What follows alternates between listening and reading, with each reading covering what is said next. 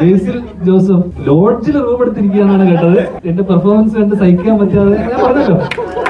ബേസി എന്നെ വിളിച്ചു, എന്നോട് പറഞ്ഞു ആ ധ്യാൻ തണ്ടി നന്നായിട്ടുണ്ട് എന്ന്. അപ്പൊ മെയിനാന്ന് വിചാരിച്ചിട്ട് അവൻ ഇന്റർവ്യൂലൊക്കെ വന്നിരുന്നു. എത്തിക്കായിരുന്നല്ലേ ഞാൻ ഇത്ര റേഞ്ചിൽ അഭിനയിക്കുന്നത്.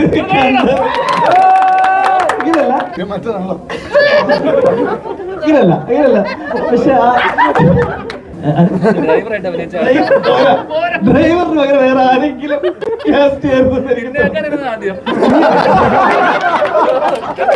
എന്റെ പെർഫോമൻസ് എടുത്ത് അവൻ ബോംബെയില് ആമസോൺ പ്രൈമിനോട് സംസാരിച്ചിട്ട് എന്നെ ഫാമിലി മാൻ 3 അത് പിന്നെ മെയിൻ വില്ലനാക്കാന്ന് പറഞ്ഞിട്ടുണ്ട്.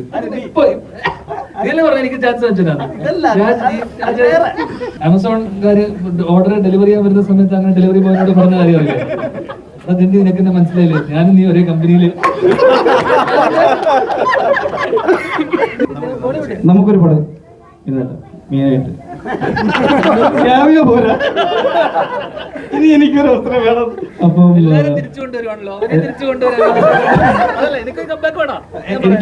ഇന്റർവ്യൂവിന് പോകരുത്, പ്രൊമോഷനിൽ എനിക്ക് വിശ്വാസമില്ല. ഇത് എന്തിനാണ് 53 ഇന്റർവ്യൂ എടുത്തു. ധ്യാന് എന്തെങ്കിലും പറഞ്ഞു കഴിഞ്ഞാല് ധ്യാൻ അപ്പുവിന്റെ ഫാമിലിയിൽ എല്ലാവർക്കും ഭയങ്കര ഇഷ്ടമാണ്.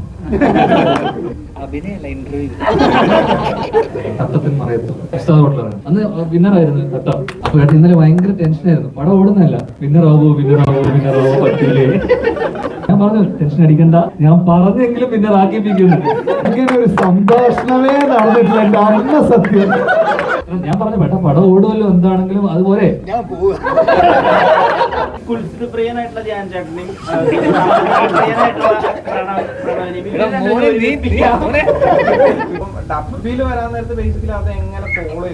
എല്ലാ പടത്തിലും ഡബിംഗ് കിതപ്പുണ്ട്, അതിലൊക്കെ കട്ട് ചെയ്ത് കളയുന്നത്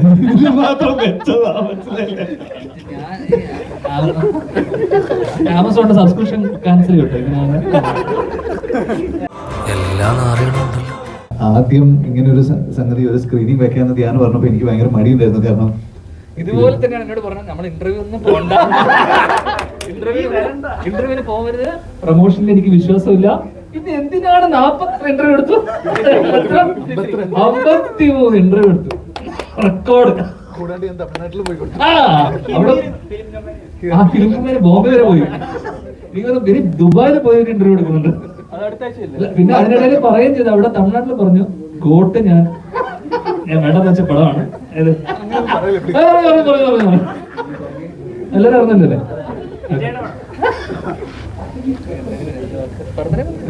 അല്ല, അത് നിങ്ങളെല്ലാരും ലാസ്റ്റ് ക്ലാപ്പ് ചെയ്തപ്പോ ഒരു ഭയങ്കര സന്തോഷം ഉണ്ടായിരുന്നു. നിങ്ങളല്ലേ? അല്ല, നമ്മുടെ ഫ്രട്ടേണിറ്റിയും നമ്മുടെ മീഡിയയും എല്ലാരും ഇങ്ങനെ വന്ന് ഇങ്ങനെ ഒരു ഷോ നടത്തി നിങ്ങൾക്കത് ഇഷ്ടപ്പെടുന്നു എന്ന് കാണുമ്പോൾ തീർച്ചയായിട്ടും ഭയങ്കര സന്തോഷമുണ്ട്. നമ്മുടെ ഒരു മലയാള സിനിമയ്ക്ക് ഒരു ഭയങ്കര ഗംഭീര ഒരു സമയമാണ്. ഇപ്പൊ ആവേശത്തിനെ പറ്റി ഒരു ഭയങ്കര റിപ്പോർട്ടുണ്ട്, ജയഗണേഷൻ നല്ലതെന്ന് ഇങ്ങനെ കേട്ടു. അപ്പോൾ നമ്മുടെ സിനിമയും സ്ട്രോങ് ആയിട്ട് നിൽപ്പുണ്ട്. എല്ലാ സിനിമകളും ഓടട്ടെ, മലയാള സിനിമയുടെ സുവർണ കാലഘട്ടം അങ്ങനെ കണ്ടിന്യൂ ചെയ്യട്ടെ. നമ്മുടെ ടെക്നീഷ്യൻസ് എല്ലാവരും ഇവിടെ ഉണ്ട്.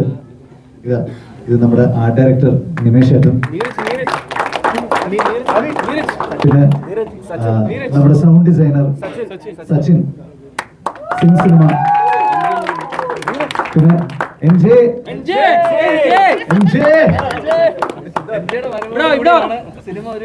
അതെ അതെ അതെ.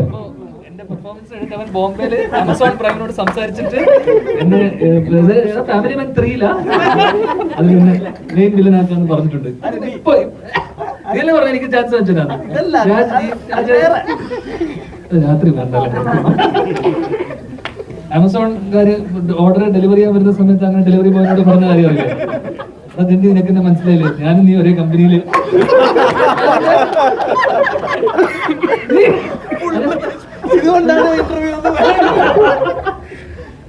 ഒരാള് ഭയങ്കര മിസ്സിങ്, ബേസിൽ ജോസഫ് ലോഡ്ജിൽ റൂം എടുത്തിരിക്കുകയെന്നാണ് കേട്ടത്. എന്റെ പെർഫോമൻസ് കണ്ട് സഹിക്കാൻ പറ്റാതെ ഞാൻ പറഞ്ഞല്ലോ. ബേസി എന്നെ വിളിച്ചു, എന്നോട് പറഞ്ഞു ആ ധ്യാൻ തണ്ടി നന്നായിട്ടുണ്ട് എന്ന്. അപ്പൊ മെയിനാന്ന് വിചാരിച്ചിട്ട് അവൻ ഇന്റർവ്യൂലൊക്കെ വന്നിരുന്നു. എത്തിക്കായിരുന്നല്ലേ? 100 കോടി അടിക്കും, അടിക്കും. അല്ല നമ്മുടെ ബാക്കി ടെക്നീഷ്യൻസ് ഇതാ നമ്മുടെ സ്വന്തം രഞ്ജേട്ടനാണ് ഭയങ്കര ലെങ്തി ആയിട്ടുള്ള സിനിമയും കൊണ്ട് ചെല്ലുമ്പോൾ എന്നെ ഓരോ തവണ രക്ഷപ്പെടുത്തുന്നത്. രഞ്ജേട്ടാ താങ്ക് യു സോ മച്ച്. പിന്നെ നമ്മുടെ അശ്വത് അവിടെയുണ്ട്, കലേഷ് ഉണ്ട്, ഭഗത് ഉണ്ട്, ഹരി ഉണ്ട്, ശ്രീറാം ഉണ്ടായിരുന്നു. ശ്രീറാം പോയി തോന്നുന്നു. നിമിഷന്റെ ആദ്യം തന്നെ പറഞ്ഞു. നമ്മുടെ ADs എല്ലാവരും ഉണ്ട് ഇവിടെ. ADs പിന്നെ വിശാഖിന്റെ സ്വന്തം ജയറാം, അത് ഷാറൂഖ്, ദൃശ്യ, ശ്രാവൺ, ധനഞ്ജയ്, നമ്മുടെ ഇപ്പോ മലയാള സിനിമയിലെ എല്ലാ തമിഴ് ക്യാരക്ടേഴ്സും ഒന്നും വിടാതെ ചെയ്തുകൊണ്ടിരിക്കുന്ന നമ്മുടെ രാജഗണേഷ് ഇവിടെ ഉണ്ട്. ഞാൻ ആരെങ്കിലും വിട്ടുപോയിട്ടുണ്ടോ? PRO ആതിര, ഞങ്ങൾക്ക് 52 ഇന്റർവ്യൂ എടുപ്പിച്ച ആതിര, അനൂപ്, എല്ലാവരും താങ്ക്സ് എ ലോട്ട്. അപ്പോ ഒരു ഭയങ്കര സന്തോഷമുണ്ട്. ഞാൻ ഇന്നലെ രാത്രി ഏട്ടന്, കാരണം ഞാൻ പറഞ്ഞല്ലോ 12 വർഷം മുന്നേ ഇതുപോലൊരു പെരുന്നാളിന്റെ സമയത്താണ് തട്ടത്തിൻ മറയത്ത് ഉസ്താദ് ഹോട്ടലാണ്. അന്ന് വിന്നറായിരുന്നു തട്ടം. അപ്പൊ ഏട്ടൻ ഇന്നലെ ഭയങ്കര ടെൻഷനായിരുന്നു. പടം ഓടുന്നതല്ല, വിന്നറാവോ പറ്റില്ലേ, നമ്പർ 1 വരൂ, നമ്പർ 1. ഞാൻ പറഞ്ഞു ടെൻഷൻ അടിക്കണ്ട, ഞാൻ പറഞ്ഞെങ്കിലും വിന്നർ ആക്കിപ്പിക്കുന്നു. അതുകൊണ്ട് നമ്മളാണ് വിന്നർ. അങ്ങനെ ഒരു സംഭാഷണമേ നടന്നിട്ടില്ല എന്റെ അമ്മ. സത്യം ടെൻഷൻ ആയിരുന്നല്ലോ. പിന്നെ നമ്പർ 1 വരും, നമ്പർ 2 ആവും. ഞാൻ പറഞ്ഞു വേണ്ട, പടം ഓടുമല്ലോ, എന്താണെങ്കിലും അതുപോലെ. ഇല്ല, എനിക്ക് വിന്നറാവണം. അടിപൊളിയാണ്.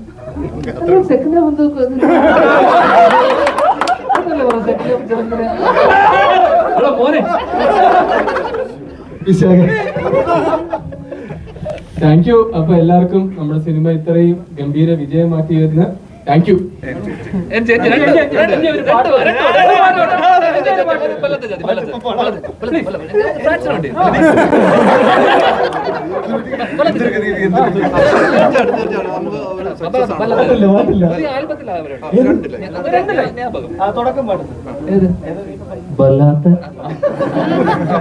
അല്ല ഒന്നുമില്ല. ഇതിന്റെ ഇന്റർവ്യൂവിൽ എന്താ പോകുന്നത് കുറെ പേരുടെ അടുത്ത് ചോദിച്ചാൽ സത്യം പറഞ്ഞ ഇവിടെ ഉണ്ടായിരുന്നെങ്കിൽ അത് അതിനേക്കാൾ വലിയ എപ്പിക് പരിപാടിയായത്. പക്ഷെ 2 കാര്യം, ഞാൻ ഇത്ര റേഞ്ചിൽ അഭിനയിക്കുന്നത് ഇങ്ങനല്ല. തിരയില് നമ്മൾ കാണാത്തൊരു ധ്യാന, ഐ മീൻ അതിനുശേഷം വേറൊരു ധ്യാനായിരുന്നു. പക്ഷെ ഇതില് I mean exceeded my expectations. അങ്ങനല്ല. പക്ഷെ അതായത് തുടക്കം നിന്റെ കുഞ്ഞിനാമയത്തിലെ മറ്റു പരിപാടിയൊക്കെ ഉണ്ടായിരുന്നെങ്കിലും വയസ്സായ പരിപാടി ഭയങ്കര കയ്യൊതുക്കത്തിൽ ഞാൻ ഒരു ഇതും കണ്ടിട്ടുണ്ടായിരുന്നില്ല. ഐ മീൻ ഡ്രൈവറിന് പകരം വേറെ ആരെങ്കിലും കാസ്റ്റ്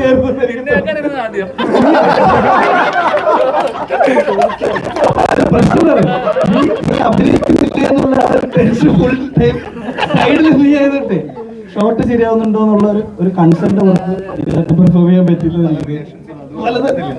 അതെ മുങ്ങിപ്പോയി. പക്ഷെ പിന്നെ സെക്കൻഡ്ലി അല്ല, മെയിൻലി എനിക്ക് പറയാൻ തോന്നിയത് ഇതിൽ ഏറ്റവും ഫീൽ കൊണ്ടുവന്ന ആ ഒരു മ്യൂസിക് ഡയറക്ടറിന്റെ മ്യൂസിക്കിനെ പറ്റി എനിക്ക് ഐ മീൻ ആ ജ്ഞാപകം എന്ന് പറഞ്ഞ സോങ്ങും അദ്ദേഹത്തിന് ഒരു വലിയ കൈയടി.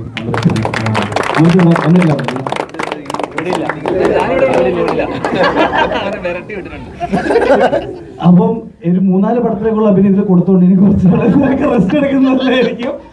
ഞങ്ങളൊക്കെ ഇനി ഒന്ന് അടുത്ത പടം ഞങ്ങളെ വെച്ചിട്ട് വേണ്ട, നമുക്കൊരു പടം ഇന്നത്തെ മെയിനായിട്ട് ക്യാമിയോ പോരാ, ഇനി എനിക്കൊരു അവസരം വേണം. അപ്പം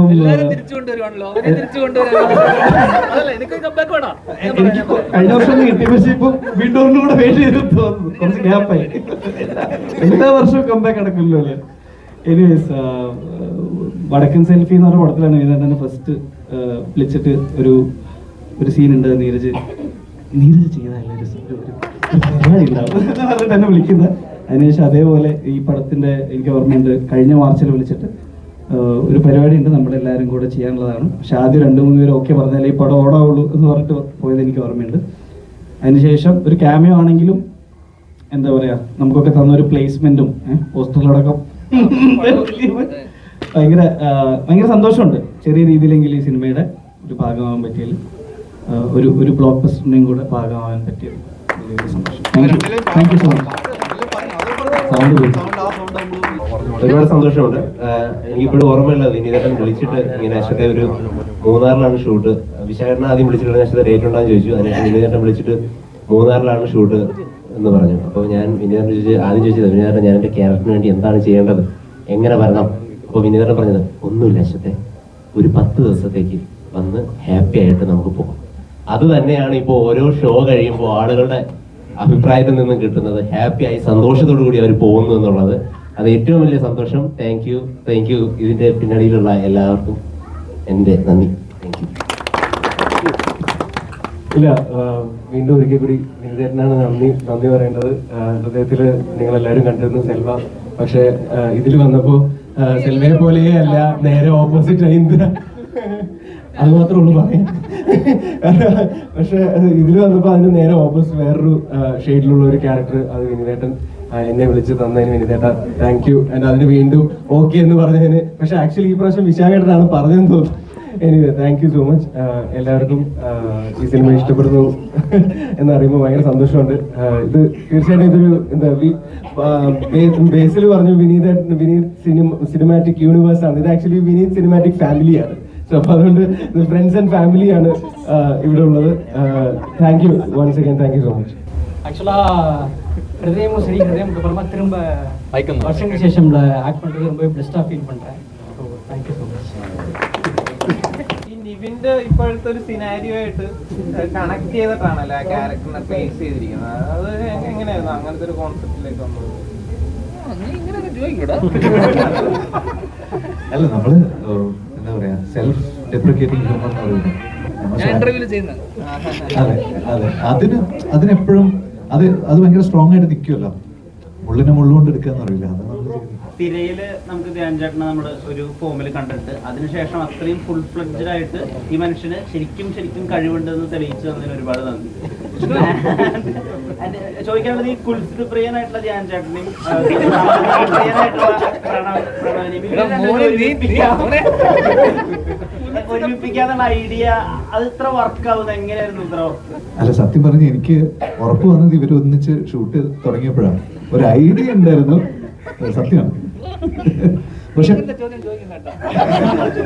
അല്ല, ഒരു തോന്നലുണ്ടായിരുന്നു ഇവർ വന്നു കഴിഞ്ഞാൽ സിങ്കാവും.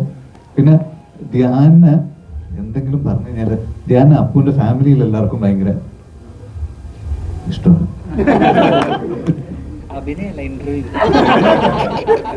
ഇന്റർവ്യൂ അപ്പൊ ഓൾറെഡി ഒരു ടോക്ക് അവിടെ ഉണ്ട്. അപ്പൊ ഒരു സിങ്ക് ഉണ്ട്. അപ്പൊ രണ്ടുപേരും സിങ്ക് ആയി കഴിഞ്ഞാൽ നന്നായിട്ട് പോയിക്കോളും തോന്നി. ആദ്യത്തെ ദിവസം തന്നെ അത് നടന്നു. ഈ ഏജ്ഡ് ആയിട്ടുള്ള ക്യാരക്ടർ ഉണ്ടല്ലോ, അപ്പം ഏജ്ഡ് ആയിട്ടുള്ള പോർഷനിൽ പോലും ഇങ്ങനെ എന്താണ് ഡബ് ചെയ്യുമ്പോൾ പോലും ചെറിയ കഥപ്പും ഒരു ജസ്റ്റ് ഇങ്ങനെ ഗ്യാപ്പ് ഇട്ടൊക്കെ അങ്ങനെ ഒരു ഡബിൽ പോലും ആ ഒരു സംഗതി കൃത്യമായിട്ട് വേണമെന്ന് ശ്രദ്ധിച്ചിരുന്നോ? അല്ല, ഞാനായിട്ടുള്ള ആകെ ഓടുന്ന ഒരു പടമാണ് വല്ലപ്പോഴും. എടാ ശ്രദ്ധിച്ചിരുന്നു കാര്യമായിട്ട്. അല്ല, ഞാൻ പറഞ്ഞ നമ്മള് കുറച്ച് ക്ലോസ് ടു ദ മൈക്ക് നമ്മളിപ്പോ കുറച്ച് ബേസ് കിട്ടാനും പിന്നെ ഇപ്പൊ നമ്മളിങ്ങനെ ചെറിയ വ്യത്യാസം വരുമല്ലോ. നമ്മൾ ക്ലോസ് മൈക്കിങ് പോകുന്ന സമയത്ത് വോയിസിൽ ചെറിയ വ്യത്യാസം. അത് ആക്ച്വലി ഭയങ്കര പണിയുള്ള പരിപാടിയൊന്നുമല്ല. ഏട്ടനപ്പം ക്ലോസ് മൈക്ക് ചെയ്യാൻ പറഞ്ഞ അടുത്ത് വെച്ചിട്ട് പിന്നെ ചെറുങ്ങനെ പുറത്തുനിന്ന് 2 സിഗരറ്റ് ഒക്കെ വലിച്ചു കഴിഞ്ഞാൽ ബേസ് കൂടും. അതിന്റെ അകത്ത് തന്നെ ആക്ട് ചെയ്യാൻ നേരത്ത് ബേസിക്കലി ഗ്യാപ്പ് ഇട്ടിട്ടാണല്ലോ ആ പോർഷനിൽ ചെയ്തിരിക്കുന്നത്. അപ്പം ഡബിൽ വരാൻ നേരത്ത് ബേസിക്കലി അത് എങ്ങനെ ഫോളോ ചെയ്തിരിക്കുന്നു? അത് ഡിഫിക്കൽട്ട് ആണല്ലോ ബേസിക്കലി പലപ്പോഴും പറഞ്ഞു കേട്ടത്. എടാ, എനിക്കിതൊന്നും അറിയില്ല. എല്ലാ പടത്തിലും ഡബ് ചെയ്യുമ്പോൾ കിതപ്പ് ഡയലോഗ് കട്ട് ചെയ്ത് കളയുന്നത്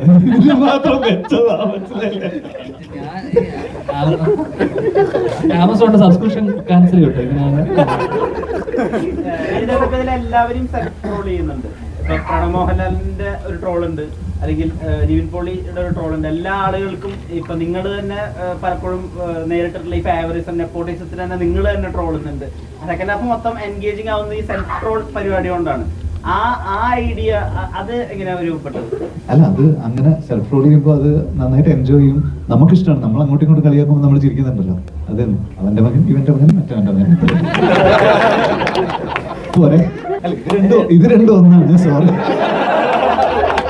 ഹൃദയം കഴിഞ്ഞപ്പോ പറഞ്ഞിട്ടുണ്ടായിരുന്നു ഞാൻ ഈ പ്രണവുമായിട്ട് ഒരു സിനിമയും കൂടി ചെയ്യുന്നു.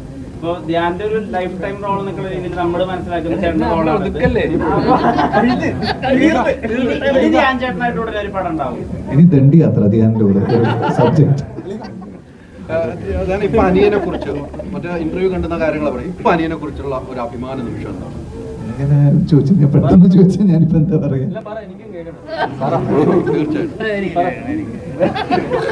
നല്ല അഭിപ്രായമാണ്. അല്ല, അവൻ നന്നായി ചെയ്തിട്ടുണ്ട്. ഞാൻ നല്ല എഫേർട്ട് എടുത്തിട്ടുണ്ട്. അതിന്റെ ഒരു റിസൾട്ട് അത് വന്നിട്ടുണ്ട്. പിന്നെ നമ്മൾ മെൻഷൻ ചെയ്യാണ്ട് വിട്ട കുറച്ച് ആൾക്കാരുണ്ട്. സിനിമാറ്റോഗ്രാഫർ വിശ്വൻ ഇവിടെ ഇല്ല. പിന്നെ അപ്പു ഓൾറെഡി നമ്മൾ പറഞ്ഞു. പിന്നെ നമ്മുടെ കോസ്റ്റ്യൂം ഡിസൈനർ ദിവ്യ, റോണിക്സിന്റെ മേക്കപ്പ് അതൊരു ഭയങ്കര ഇമ്പോർട്ടൻറ്റ്. കാരണം ധ്യാനടക്കം ആ മേക്കപ്പ് കറക്റ്റായിട്ട് ക്രാക്ക് ആയപ്പോഴാണ് ധ്യാനും അപ്പോഴാണല്ലോ നമുക്ക് ആ കോൺഫിഡൻസ് കറക്റ്റായിട്ട് കിട്ടുക. ഇത് പുള്ള് ചെയ്യാൻ പറ്റും. നമ്മളിത് ഇവരാണ് എന്താ പറയാ ഈ ഓൾഡർ ഏജ് പ്ലേ ചെയ്യുന്നതെന്ന് പറഞ്ഞപ്പോൾ എല്ലാവരും അത് ശരിയാവോ ഇതാണ് നമ്മളോട് എല്ലാവരോടും ചോദിച്ചുകൊണ്ടിരുന്നത്. നമ്മളും ആലോചിച്ചിരുന്നു ഇത് ശരിയാവോ, കാരണം നമുക്ക് അറിയില്ലല്ലോ. അപ്പോൾ അതൊരു ഭയങ്കര ഒരു ട്രിക്കി ഡിസിഷൻ ആയിരുന്നു. ഇപ്പൊ ഈവൻ ട്രെയിലർ വിടുമ്പോൾ പോലും നമ്മൾ ധ്യാന്റെ മാത്രം വിട്ടിട്ട് അപ്പുവിൻ്റെത് ഹോൾഡ് ചെയ്ത് വെച്ച് അതും അങ്ങനെ ഒരു ഡിസിഷൻ എടുക്കാൻ കാര്യമാണ്. അതുകൊണ്ടാണ്. കാരണം ഇത് വളരെ കെയർഫുൾ ആയിട്ട് ഡീൽ ചെയ്യേണ്ട ഒരു സാധനമാണല്ലോ. കണ്ടുകൊണ്ടിരിക്കുമ്പോൾ ആൾക്കാർക്ക് തോന്നാൻ പാടില്ലല്ലോ യങ് ആയിട്ടുള്ള ആൾക്കാരെ പ്ലേ ചെയ്തിട്ടുള്ളത്. അത് റോണിക്സ് ഒരു വലിയ ഒരു ടാസ്ക്കാണ് ചെയ്തിട്ടുള്ളത്. പിന്നെ ദിവ്യയുടെ കോസ്റ്റ്യൂം, വിശ്വന്റെ സിനിമാറ്റോഗ്രാഫി, ശ്രിക് വാര്യറിന്റെ കളർ ഗ്രേഡിങ്, നമ്മുടെ സിംഗ് സിനിമയുടെ സൗണ്ട് ഡിസൈൻ. എൻ്റെ അപ്പോൾ ഞാൻ ആക്ച്വലി പടം സൗണ്ട് ഡിസൈനിന് മുമ്പ് ബ്ലാങ്ക് ആയിട്ട് കണ്ടിട്ട് എനിക്ക് നല്ല ടെൻഷൻ ഉണ്ടായിരുന്നു. സച്ചിൻ അതിൻ്റെ മുകളിൽ ഇരുന്നതിന് ശേഷമാണ് എനിക്ക് കോൺഫിഡൻസ് വന്നത് ശരിക്കും. അപ്പോൾ Sachin, thank you so much. ജേക്കബിന്റെ സ്വർഗരാജൻ തൊട്ട് എൻ്റെ കൂടെ ഉണ്ട്. ചെറിയ ലാഗുകളൊക്കെ കറക്റ്റായിട്ട് ഹാൻഡിൽ ചെയ്യുന്ന സച്ചിനാണ്. അപ്പോൾ എൻ്റെ എല്ലാ ട്രേഡ് സീക്രട്സും അറിയുന്ന ഒരാളാണ് സച്ചിൻ. അപ്പോൾ അതുപോലെ അമൃത്തിന്റെ മ്യൂസിക് ഇല്ലാണ്ട് ഈ സിനിമയുടെ ആത്മാവ് എന്ന് പറയുന്ന അമൃത്തിന്റെ മ്യൂസിക്കാണ്. പിന്നെ അപ്പു, പിന്നെ അജു മനസ്സിലാക്കുന്നത് ദാസിനും വിജയനും വരുന്നു എന്നുള്ള രീതിയിൽ തന്നെയാണ് സിനിമയില്. അപ്പൊ ലാലേട്ടനും ശ്രീനിവാസൻ സാർ എപ്പോ ഈ പടം കാണും? അച്ഛൻ അതെ, ലാലങ്കള് എപ്പോ കാണുന്നറിയില്ല. അതെ, നമുക്ക് ഉടനെ കാണിക്കാം.